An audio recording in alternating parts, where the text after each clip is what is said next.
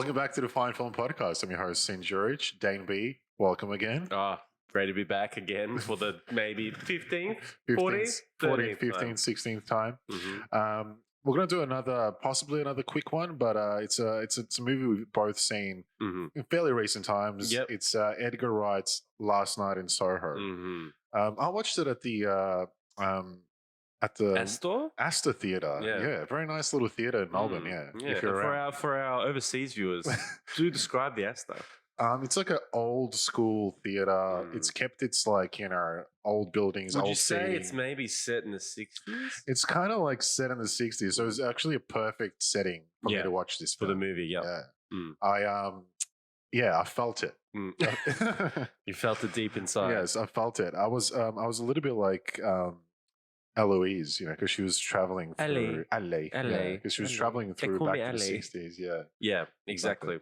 First of all, did you like this film? I thought it was a good movie, but I can't go further than good movie. That's it? Yeah. It stops there for you? I love the first half, and I like the second half. First half was good? Yeah. Second half was good? Yeah, they were both good. It was a good movie. But I love the first half, and I felt like what I wanted it to be the whole film, it didn't get there. Okay. It was almost like the tale of two different movies. Interesting. It felt like two movies to me. It took a bit of a turn for you in the second Even though it was one movie, and I checked later. I think it's two movies. Yeah, but it felt like two different movies, like first half, second half. Okay, interesting. If you're a first-time listener, this is going to be a spoiler-heavy review of Last Night in Soho. So if you haven't seen it, check it out, come back, because we're going to break it down. I get what you're saying. Yeah. Do you feel the same? But... You don't feel the same? I still, like you said, I liked it. It was a good movie. Yeah. But I'm not saying anything bad about it or like that was garbage or anything like that. I think I wanted more of the first half. And do you want to go explain the first half? We can. Go set it up for me. Well, it was what, 60s? So she's obviously... It's present day. It's present day. She loves to design things and she goes... She's a diner, but she's got a bit of a Patricia Arquette medium. She's a bit of a Patricia Arquette. She's a Patricia, right? But I think it's her mother that she sees. Yeah, her mother's dead, right? She sees her. She's obviously got the medium powers, Patricia Arquette powers. She does. Allison, I think her name was in the show. Did you watch Medium, by the way? I watched a couple episodes. I used to watch Medium all the time, and that's why I was like, it's me. This show is phenomenal. Yeah. But yeah, so it pretty much gives her the power to see spirits and things like spirits and things like that, and it can bring her into that time. Yeah. And which is what we see when she goes to Soho, because she gets to designer school. Designer school. It's definitely not a drama school. It's design. It's kind of designer school. Right? Yeah. But she moves into this special place. Yeah. She finds an apartment because she doesn't want to live in the dorm. Garbage apartment. But there's good memories there. There's good memories there. And she feels the spirits in that room. So that's what I loved about the film. It was set in the 60s. The costume design, the set design was amazing. Yeah. Straight away when she walks out as one of the spirits, Anya. I love the use of Anya spirits. Taylor-Joy. And the first thing you see on a billboard, Thunderball. Oh, great. Sean Connery, James Bond. I love that as well. That's what I wanted. So I wanted a Once Upon a Time in Hollywood the whole way through. It felt like that, with those first initial I want to say Midnight in Paris, but we're not allowed to speak about Midnight in Paris. It's a great film, but we can't speak about it. I didn't watch it again after I knew everything. Anyway. Woody. But Once Upon a Time, good reference, I think, to start from. Yeah, that's a great point. I do remember feeling that. And how good was it? The dancing. She's in that era. Yeah, and it was good to see. Yeah, Once Upon a Time, but in Hollywood. So it was good to see because I don't really know much either. You know? And there's little hidden Easter eggs and things like that from back in the time. Yeah. You know that I'm a sucker for time travel films. I know Time Traveler's Wife is your favorite. Oh yeah, it was. So yeah. Definitely her doing this. It's weird because you're kind of wondering how the fuck is she? She's I guess going into her body or whatever. She's experiencing. Well, it's not going to her body, but is it just memories? Yeah, it's I don't know the energy, the spirits. The spirit. Yeah, it's she can. That's her power. Sure. She can relive what energy's in that room. I guess. Yeah. You know what I mean? It's fucked because she doesn't matter where she is, right? Or she goes. It followed her. Yeah. Yeah. Later on in the film. But so that was the movie. She meets a handsome guy. She wants to be a singer. This spirit that she's embodying. Yeah. And and then it seems good, and then it turns into a horror film. It turns scary. Horror or thriller, would you say? Well, it's hard to say what kind of genre this film is because I think it falls in a part of like, a couple of different things. And I think, like... Well, it is... Yeah. Well, again, it did start pretty like eerie, because she sees her mum at the start, right? And then weird, even the grandma knows she's got a gift and her mum passed away from, I think she like suicide, they said. But she might have had that power too. And maybe that was too much for her to handle and no one was there for her. So maybe that's why grandma was understanding and could be there for her. Yeah. Does that make sense? And she was worried about her leaving and stuff as well. Yeah, being overwhelmed and all that stuff. But it's a good blend of like, the music's so fucking good. Soundtrack. Like how many songs were you like, oh, is that the original? I didn't know they did. That was a remake, like the ones in the 80s, 90s. It was a great fucking soundtrack. But like you said, costume design, like just being on the set, everything like is just... Actually, like you're actually enjoying yourself. And like this isn't a horror film. Like this is a great film. This is beautiful. Yeah, and I actually went into the movie thinking of a Once Upon a Time in Paris type film coming. Yeah, true. I mean, it takes like you said, it gets a bit eerie and takes a bit of a turn when things start getting violent. She's like fucking scared. The evil spirits. The evil spirits start coming. Yeah. I want to talk about Matt Smith. Yeah. This is my first time seeing him. Is it? Because you're not really you're not a huge Doctor Who, or you haven't seen The Crown. No, I'm not a fan of the pommy stuff. I don't really know. Yeah. So I really liked him. He was really good. I reckon he's a bit of a driver. A bit of an Adam Driver. He's got the tall high. He's got a presence about him. Not as sexy though. Not as sexy as driver, but I reckon he had the. I don't know. He carried it. Yeah, he carried his role, and I think I don't know. It reminded me of Driver. Like when I first saw Driver. Yeah, exactly. He just had power and presence, and good acting too. I agree with that. I think he's a great actor. Yeah? Yeah. So you liked him in Doctor Strange? Doctor Strange? Nah, I never watched Doctor Who, so I'm not a... But The Crown you've seen, right? But The Crown, I thought he was really good. He's good in The Crown? Well, that was my first time with him, and I enjoyed it. Mine was in Soho. So it was you too? Yeah, that's right. Speaking of the actors in the film, let's touch on Thomasin McKenzie, our girl from NZ. Our neighbour. Our neighbour. She was really good in this. Yes. She stood out. Like her accent, I thought her accent was brilliant. I was gonna nitpick and bring up that I didn't like her accent. Really? I felt it was too much. Hey, what's going on? It was a little bit too much like this. I liked it. I think towards the end of the film because she's screaming a lot. Yeah. I was like, Jesus, she's doing a lot of screaming here. And it's in that kind of accent. No, but I didn't have a problem with it. I really liked it. I just thought it was a little bit like over the top. Yeah. But I think that's. It was just a little bit too much. She's from country of London, she's England. Not proper. Yeah, she was awesome. But did you know she started in The Hobbit? Oh yeah, she was a minor role. Who was she? Do you remember? It was our boy Luke Evans' daughter, I think. Is that her daughter in there? Really? Yeah, I think so. Oh. What was his name? Board or something? Bard. Bourne. I'm Bourne. Jason Bourne. I think she was his daughter or something. Because I remember hearing that, and then I was watching The Hobbit months ago, and I saw her. You like The Hobbit, don't you? I like Hobbits. But then she obviously broke out in Jojo Rabbit. Yeah. She's, how old is she? She's 21. She's bloody young. Well, she would have been 18 in Jojo, I guess. True. But she was in Old. She wasn't Shyamalan. She was the teenager. Yeah, that's right. From the family. The young kid, yeah? Yeah, so the little kid grows up to be her, yeah. And I saw she's also in Power of the Dog that's out on Netflix. Oh, okay. Yeah. So she's up and coming. She is. I think this role, though, is going to make her a big movie star, though. This is the one that's going to get noticed. The Soho role. I actually saw heaps of like different things of a lot of other directors that watched this movie and really liked her in it. So who's that? Yeah. Oh, is that Thomasin? Thomasin. Yeah. Thomas. But I thought she was great, amazing. She carries it. So who did you like better? Well, that's the question.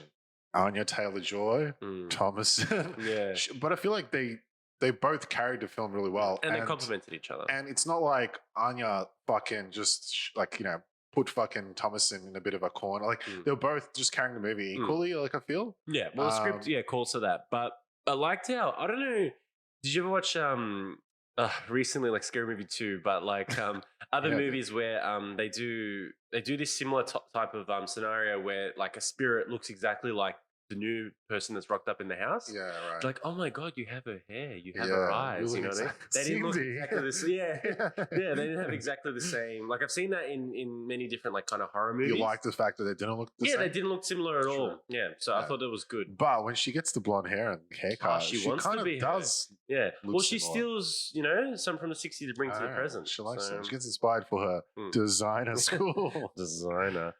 Look, I thought both of them were really good. I think I would give it to our girl McKenzie just because she's more up and coming. Anya's a fucking she star. gets the points. I think so because she's done really well. It's more of a challenge. Whereas Anya's just killing everything that she's in. Yeah. She's fucking amazing, right? So, and again, don't get me wrong. She's great in this film. She's phenomenal.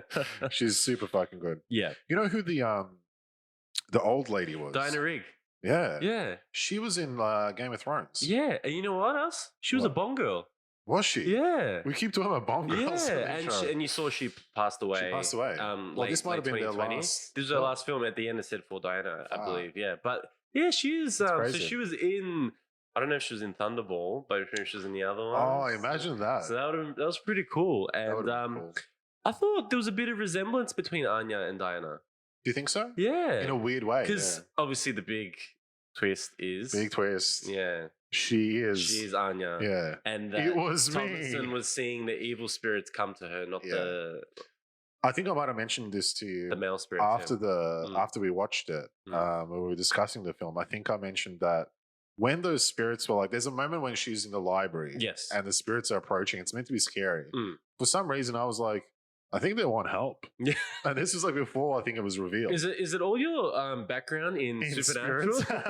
I've watched many seasons of the show Supernatural, so I know how spirits are. And you were like, Thomasin, you need to get to the house, burn the bones, find the bones and burn them. Get yourself a big bag of salt, put it around you. Get that flare, drop it in the grave. If you can find a colt somewhere with special bullets. God. Get there. What's the car they drive? The Impala? The Impala? You need an Impala, crank a colt. Some fucking rock and roll. And then you're on your way. But yeah, so I didn't see it coming. I didn't see it coming. So was it a big twist for you? It was very big twist, but I wasn't scared. Okay, yeah. And I think for me, I know you know me, I get really scared pretty easily. That's right. I wasn't scared in this.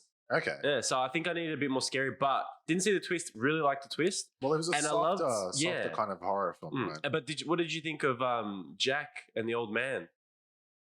Remind me, because we thought Matt Smith was Jack, was Terrence Stamp. But he was actually the copper. When you see in the flashback, he tries to help Anya before she goes on a killing spree. Yeah. I don't think I saw it coming, but obviously when he was like, what are you on about? Yeah, I know, he's like, what was her name in the film? It was Sandy? He's like, Sandy killed Jack. Yeah, Sandy did it. Or something like that. The case is closed. Yeah, I don't know, like something. She said something like Sandy or someone did it. All right, technically, did he figure it out? He knew, but he couldn't prove it. But he's a retired cop now. Or he knew, and he's like, she's been abused so much by this club men. Sort of system and men and drugs and everything. She's like, why would I even put her away? You know? Well, there's the moral question for you: is it right what she does? Because at the end of the film, right, she's fucking all the spirits are after her, but she's fighting back. This, that. At the same time, you kind of feel sorry for her. You're like. Yeah, like, I don't know if it was right for her to do that, but she obviously killed these men that were just fucking abusing her, and she fell into that system, like you said.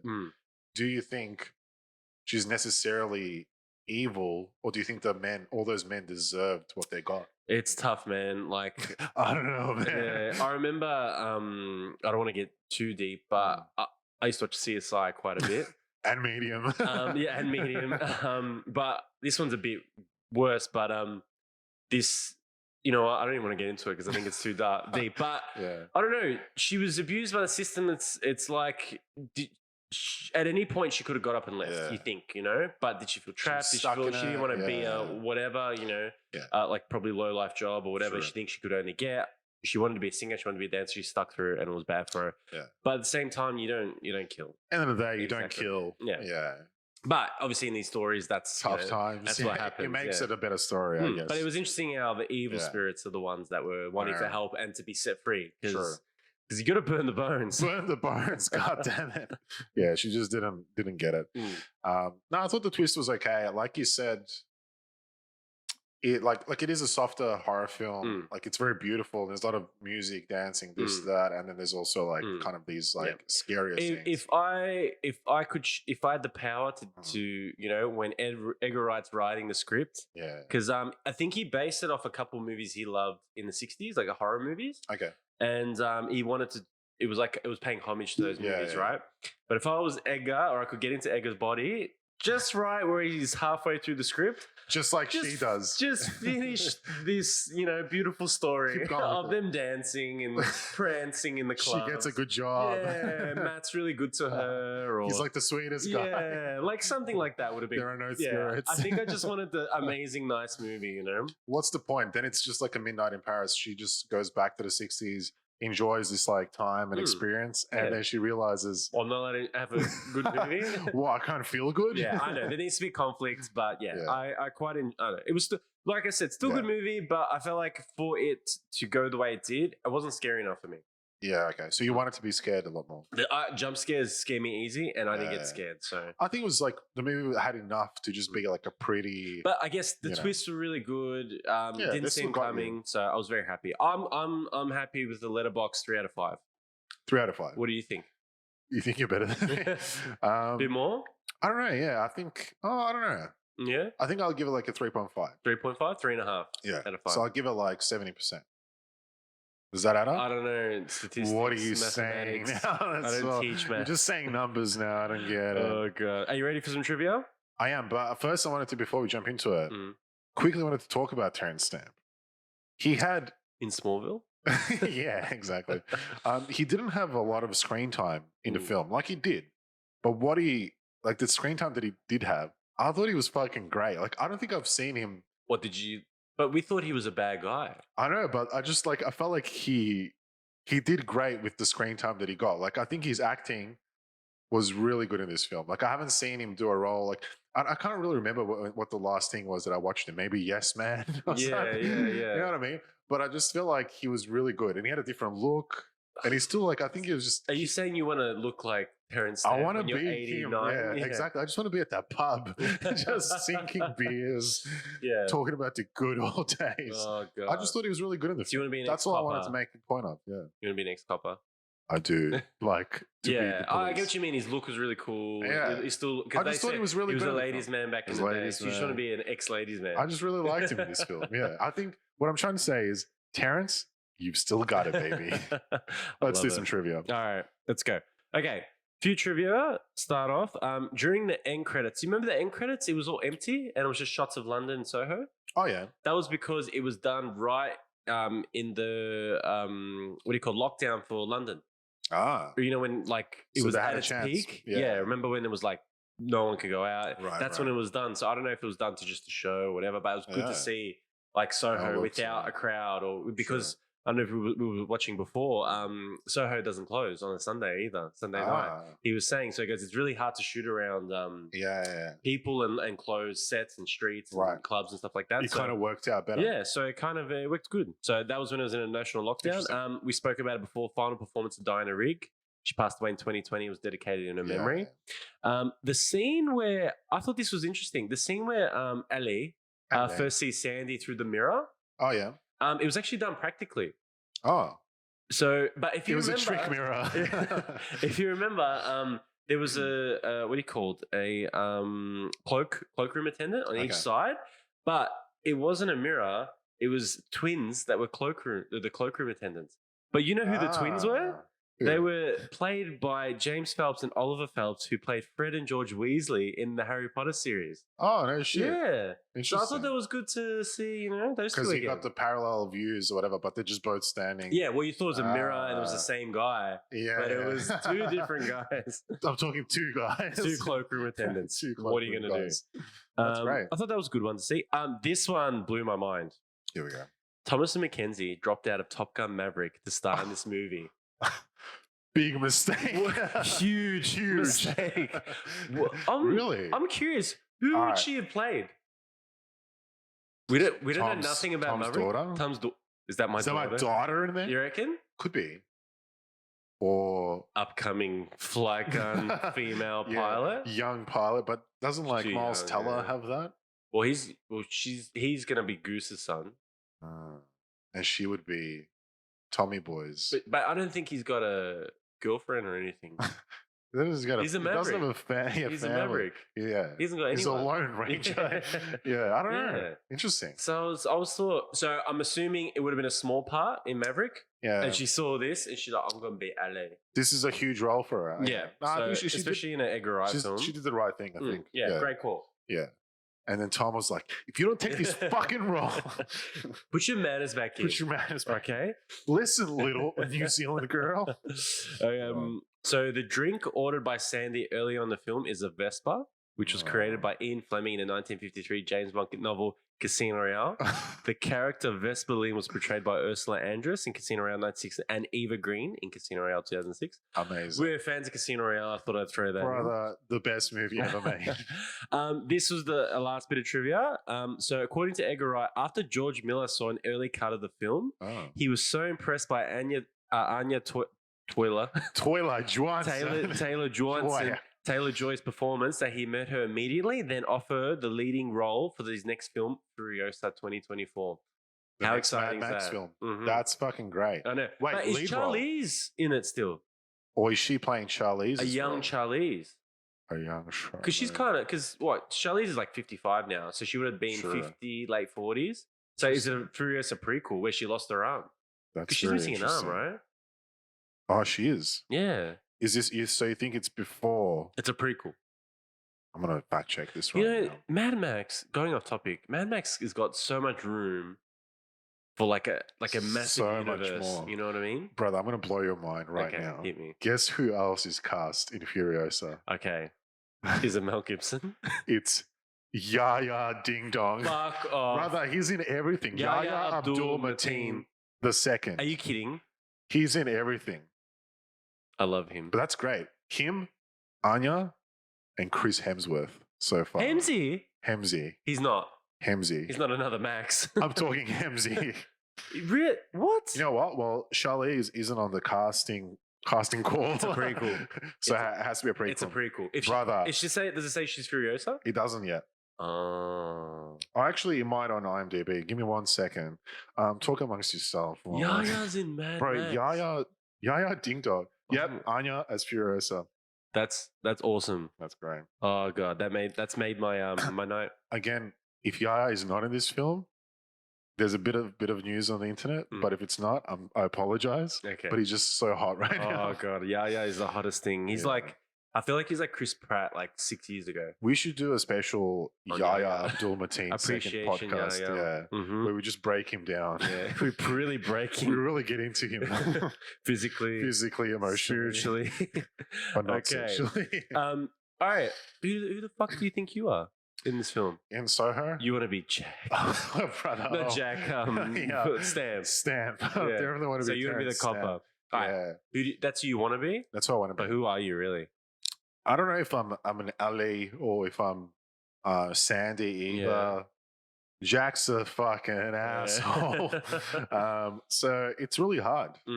I guess the closest would probably be Ali. She's quite ambitious, innocent. She's trying to figure things out. Loves the 60s. Okay. Oh, yeah. She's curious. Right. If you're Ellie, then I'm your boyfriend. Jack. No, the Ellie's boyfriend. Oh, yeah. He's good. Yeah, he's cool. He's changed my mind. You, Ellie. I want to be him as well. No. I'm Ellie. Wait. You're Ellie. I'm the boyfriend. You're the boyfriend. Great. Yeah, I'll take it. I thought he was really good. You're really sweet to me. Yeah, but you know what? She didn't friend zone him. That's true. Liked him. Yeah, respect. I mean, she did get. He was very respectful. Yeah, very respectful. Even when Anya was gonna, or Diana Rigg was gonna, Sandy. Anyway, cook him. Great. Yeah. So, final thoughts. Really liked it. Like I said, I'll probably give it like a 70% rotten. I think there's elements that are beautiful in the film. Music's fucking great. The acting's great. You're going to see a lot more of Thomasin, McKenzie. She's going to make it, baby. Even Matt Smith. I reckon he could get more roles in films. Did you hear he was supposed to be in Rise of Skywalker? And then they cut his role because they changed the script? Really? And I'm not sure if that was because he was originally in it for One of the evil guys. Remember how they changed directors? They got rid of the Jurassic Park director because he came out with that garbage H for Henry book or something, Book of Henry, and it bombed. Yeah. And then they got what's his name back? This guy So I don't know if he was supposed to be in originally and then changed script, or he was in JJ's cut. But I'm hearing there's an Abrams cut of Skywalker, really? Rise of Skywalker, where it's like 4 hours or something, like 4 or 5 hours, and he's in it. And there's like much more that we missed out on. Wow. I'm not interested at all. Sorry, I'm a fan of Rise. I think I would watch it. I would watch it. Matt Smith is he's young, yeah. I don't think it doesn't sound like it. I mean, 30's young in not Hollywood. That young. 30's I mean, we're not that young. He's 39. That's pretty young. He looks young. He looks young. Yeah. He can pull it off. Yeah. Well, I was happy with the two. Like I said, tell the two stories. I'm 3 out of 5. Yeah, that's good. I was just going to say, he's in the new Game of Thrones show, House of Dragon. Yeah, I'm not interested at all. Oh, okay. Yeah. But you know, I'm never big Game of Thrones. You don't like to play games. Yeah. On the throne. Yeah. But like I said, great movie. Good movie. Didn't love it, but definitely worth a watch. You know who else was good in this film? Yeah. Sam Claflin. You know, he plays a young cop. Yeah. He was in it for a minute. He was in it for a minute. He was good. I just remember that he was in it. I do like him. I do like the Claflin. Yeah. Yeah. Shout out to Claflin. That movie with him and Emilia Clarke. He's in the wheelchair. Gets me every time. He can't walk. No, that's a good one. Was that the end of the trivia? Yeah. Right. Yeah, that was final thoughts. That was my final thought. Yeah. I like it. Again, did you want to talk? I just quickly wanted to ask you, get your thoughts on where does this kind of sit on Edgar Wright's list of films that he's done so far? So, if you're not familiar, Shaun of the Dead, Hot Fuzz, you got Baby Driver as well. And obviously you got this. I think there might be another one. The pub one. The pub one, yeah. World's End. Yeah. World's End. There's another one. Scott Pilgrim as well. Pilgrim. I'll probably put this second last. Okay. Third last. Third last? So last is Baby Driver. What do you put at the top there? Shaun? Hot Fuzz. Hot Fuzz? Over Shaun of the Dead. Hot Fuzz is great. It is pretty good. Hot Fuzz is like underrated. I'd put Shaun over. I got Hot Fuzz, Shaun, Scott Pilgrim. You're not a Baby Driver fan, is it? Because of Kevin Spacey? I felt this, and I felt the same about Baby Driver. Too, like I liked the first half, but I feel like it dragged the second. I don't know. I'm not liking his second half. Edgar really doesn't bring it home. Yeah, he's not bringing it home for me. I don't know. I guess maybe I didn't. You know, he's a soundtrack heavy director, and he says the songs inspire the scenes for him. Okay. Yeah. I don't know. I think the songs I just didn't like in Baby Driver. Not as much. Yeah. So. Well, I'm a big Simon and Garfunkel fan, and there was a lot of that in Baby Driver. So I think I'll put Shaun, Hot Fuzz, Baby Driver, Soho, and then Pilgrim. Yeah. And then World's End is like not a big fan. Yeah. Yeah. Okay. Yeah. I think definitely middle part. Yeah. Add opportunity for top 2. Easy. Yeah. Here's another question. Quick one. What's the better soundtrack? I think you already answered. What's the better soundtrack? Soho or Baby Driver? This one. What about Soho and Shaun of the Dead? Soundtrack. Oh, Shaun of the Dead. Shaun of the Dead, right? Yeah. A lot of Queen. Yeah, Queen when they're hitting each other with the sticks. Yeah, that's good. So all right, I think that wraps it up. If you haven't seen it, check it out. It's fucking great. But if you have seen it, you're obviously watching this podcast. We always good movie, not great, but still happy. Yeah, I think very pretty. I'll probably rewatch it in a year. Yeah. Yeah. Okay. In a year's time, I'll probably be like, oh, I'll watch that again. Yeah. Oh yeah, first half. Just first half, and turn up the second half. Yeah. But yeah, thanks for listening. We're going to be back with a couple more. Last Night in Soho, Edgar Wright. Dane, thank you. Thank you. Until next time. Bye-bye.